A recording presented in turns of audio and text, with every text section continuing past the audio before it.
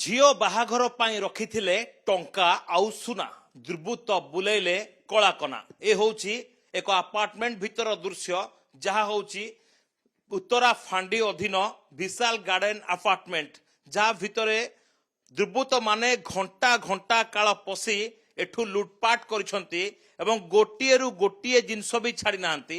ସବୁ ଦାମୀ ଜିନିଷ ନେଇ ଲୁଟେରା ମାନେ ଛୁ ମାରିଛନ୍ତି ଆଉ ପୁଲିସ କେବଳ ଜଳକା ହେଇକି ବସିଛି। ଚାରିଆଡୁ ତଦନ୍ତ ଆରମ୍ଭ କରୁଛନ୍ତି, ହେଲେ ଲୁଟେରାଙ୍କର କୌଣସି ପ୍ରକାର ଟେର ପାଉନି ପୁଲିସ। ଗୋଟେ ବଡ କଥା ହଉଛି, ଯେଉଁ ସମୟରେ ଆପାର୍ଟମେଣ୍ଟରେ ଯୋଉ ଯୋଉ ଘର ଗୁଡିକ ତାଲା ପଡିଥିଲା ସେଇ ଘର ଭିତରେ ପଶି ଏ ଲୁଟିଆ ମାନେ ରାତି ତମାମ ଲୁଟ କରୁଛନ୍ତି, କିନ୍ତୁ ନା ଖବର ଅଛି ପୁଲିସକୁ ନା ଖବର ପାଇଥିଲେ ଆପାର୍ଟମେଣ୍ଟର ସୁରକ୍ଷା କର୍ମୀ। ତେବେ ଯେତେବେଳେ ଘର ଭିତରେ ପଶୁଛନ୍ତି, କେବଳ ଗୋଟିଏ ବେଡରୁମ ନୁହେଁ, ତିନିଟା ଯାକ ବେଡରୁମ ରେ ପଶି ଯେକୌଣସି ସୁନା ଜିନିଷ ବା ଦାମୀ ଜିନିଷ ଥିଲା ସେ ସବୁ ନେଇକି ଫେରାର ହେଇଯାଇଛନ୍ତି। କିଏ ନିଜ ଝିଅ ବାହାଘର ପାଇଁ ସୁନା ରଖିଥିଲେ ତ ନିଜେ କିଏ ବିବାହ ପରର ସୁନା ରଖିଥିଲେ। ଡ୍ରୟର ଗୁଡିକ ତଡ଼ା ଯାଇଛି, ଗୋଟି ଗୋଟି କରି ଜିନିଷକୁ ଖୋଜା ଯାଇଛି। ବିଭିନ୍ନ ସମୟରେ ଜଣାପଡେ ଯେ କୌଣସି ଘରର ଲୋକମାନେ ହୁଏତ କୌଣସି ଲୁଗା ଭିତରେ ବା କୌଣସି ଜିନିଷକୁ ଟିକେ ସାଇତିକି ରଖିଥାନ୍ତି, ତାହା ତ ଏଠି ଜଣାପଡୁଛି ସବୁ ଗୁଡିକ ଖୋଲା ଯାଇଛି। ଏବଂ ଯେତେବେଳେ ଘର ଭିତରେ କିଛି ରାସନ ରଖାଯାଇଥିଲା, ଯେଉଁଗୁଡ଼ିକ ସବୁ ପ୍ୟାକେଟ ହେଇକି ଥିଲା ସେ ସବୁ ରାସନ ନେଇଯାଇଛନ୍ତି ଚୋର। ଏବଂ ଏହା ଭିତରେ ଏଠି ହୁଏତ ଗୋଟିଏ ଆପାର୍ଟମେଣ୍ଟର କଥା କହିବା, ପାଖାପାଖି 4ରୁ ଅଧିକ ଫ୍ଲାଟ ଭିତରେ ସେମାନେ କଳାକନା ବୁଲେଇଛନ୍ତି। ଏ ହେଉଛି ଆଉ ଗୋଟିଏ ବେଡରୁମର ଦୃଶ୍ୟ, ଯେଉଁ ଦୃଶ୍ୟ ଆପଣଙ୍କୁ ଦେଖିବା ପାଇଁ ଚାହିଁବି। ଯେଉଁ ସମୟରେ ଘର ଭିତରେ କିଏ ନଥିଲେ ସେହି ସମୟରେ এই ଘରର ଅବସ୍ଥା ମଧ୍ୟ এই ସଙ୍ଗୀନ ରହିଛି।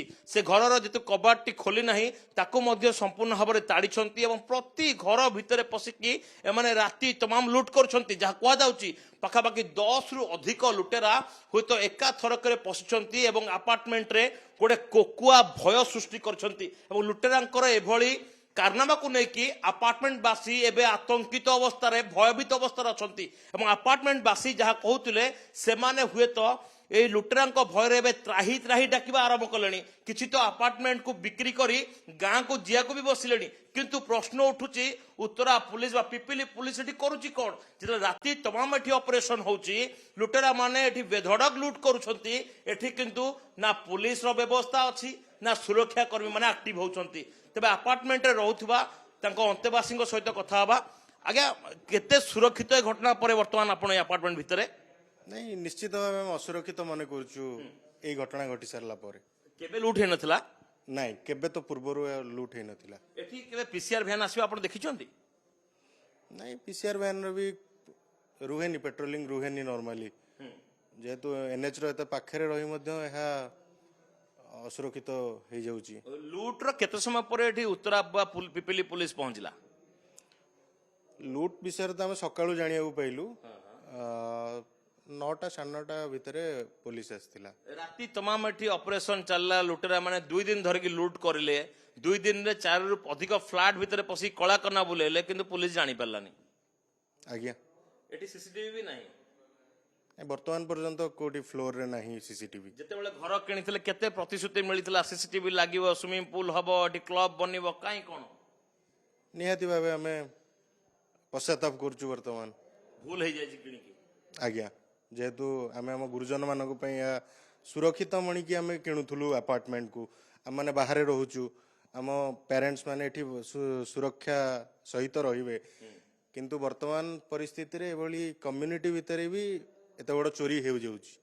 ଓକେ, ତ ଆପଣ ଦେଖିବେ ଯେ କିଭଳି ଭାବରେ ଘରର ମୁଖ୍ୟ ଦ୍ୱାର ଫାଟକକୁ ତାଡ଼ି ଲୁଟେରା ମାନେ ଏଠି କିଭଳି ଭାବରେ ତାଣ୍ଡବ କରିଛନ୍ତି ଏବଂ ରାତି ତମାମ ଏଠୁ ଲୁଟ ହେଉଛି। ଗତ 2 ଦିନ ଧରିକି ଏଠି କଣ୍ଟିନ୍ୟୁଅସଲି ଲୁଟ ହେଉଛି, ନା ପୁଲିସ ପାଖରେ କୌଣସି ଖବର ମିଳିନି।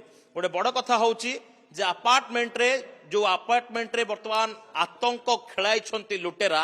ଏବଂ ଏଠି ପ୍ରଶ୍ନ ଉଠୁଛି, ପୁଲିସର ପାଟ୍ରୋଲିଂ ବ୍ୟବସ୍ଥା କୁଆଡ଼େ ଗଲା? କୁହାଯାଉଛି ଯେଉଁ ସମୟରେ ଏଠି ଲୁଟପାଟ ଚାଲିଥିଲା ସେହି ସମୟରେ କୁଆଡ଼େ ପୁଲିସର ଦେଖା ନଥିଲା। ସୁରକ୍ଷା କର୍ମୀ ମାନେ କୋଉଠି ଥିଲେ?